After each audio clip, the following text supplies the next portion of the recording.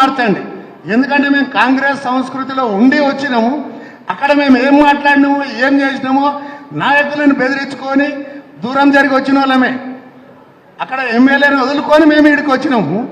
ఆ అంజానన్ ఆయన ఏమన్నాడు పాపం మమ్మల్ని, కానీ అవతల ఆయన అనకుండా పుల్లలు పెట్టి ఇస్తుంది. అందుకోసం మేము ఆయనకు దూరం అయితే ఆయనను మీరు మా జాతక తెచ్చుకొని మళ్ళీ పంపించరు. ఆయన వల్ల మేము ఇలా ఓడిపోయినామండి.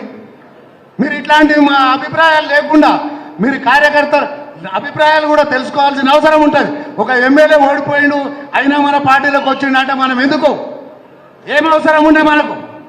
గెలిచిన నాయకులుగా వాళ్ళని తీసుకొచ్చి మనం ఇక్కడ పెట్టుకొని ఇవాళ మా పరిస్థితి ఏంది?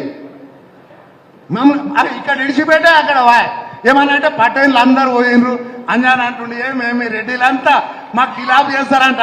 అంటే మేమంతా రెడ్డిలేం కాదా? మేము చేసిన వాళ్ళం కాదా? ఇదే మాట అన్నాడు నన్ను. ఇంతమంది రెడ్డిలు ఎమ్మెల్యేలు రాయడం నోళ్ళు పార్టీకి చేస్తలేమా? ఎట్లా అంటారండి? ఇలా కార్యకర్తలకు మీరు స్వేచ్ఛ ఇవ్వండి.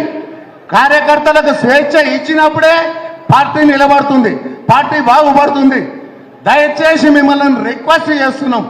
ఇక భవిష్యత్తు రేపు పార్లమెంట్ వస్తుంది. మేము సైనికుల మాకు మీరు అండదండగా లేనప్పుడు మేము కష్టం.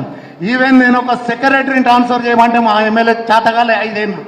అంటే మీరు మీ హస్తాల మధ్యలో పెట్టుకొని ఆఫ్టర్ ఒక సెక్రటరీని చేయలేయాలి. నా పరిస్థితి అది.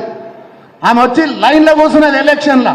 ఆ రోజు నేను కొట్లాడుతున్నా, అనుకోకుండా సార్ వచ్చిండాడు. ఆమె కూర్చేసుకొని ఆమె డ్యూటీ లేదు, స్పెషల్ ఆఫీసర్ నువ్వు, అందరికీ ఫోన్లు కొట్టి ఆమెను లేపించిన ఆడికెళ్ళి. అంటే మా పరిస్థితికి ఇంతకు దిగజారింది. ఆమె మనకు పనిచేయాలని తెలుసు. అధికారులను కూడా మేము ఏం బెదిరియలేని పరిస్థితిలో బతికినాం. అధికారం ఉన్నది మాకు. ఏంటంటే ఎమ్మెల్యే ఉన్నాడు చెప్పుకోవాలి, ఫోటో దిగాలి, పోవాలి.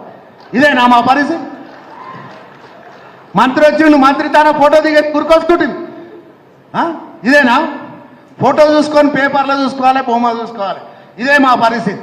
కానీ కార్యకర్త బాగుపడ్డ రోజు లేదు. ఏ రోజు కూడా కార్యకర్త గురించి నాయకులు ఇగో ఇక్కడి వరకు వస్తే దాయే అంటాడు అంజన్న మంచ మర్యాద అయితే బాగా ఇస్తాడు. కానీ కార్యకర్త బాగుపడాలి. కానీ ఆయన కూడా మా ఇంట్లో దీన్ని మీ ఇంట్లో పని చేయంటారు. ఇది ఎక్కడ అంజనం? ఇప్పుడు వీళ్ళంటే పెద్దోళ్ళ వాళ్ళు ఎట్టగానే అంటారు.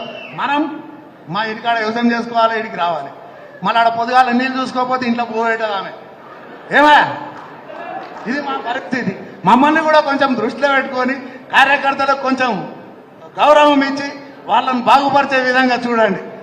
Thank you.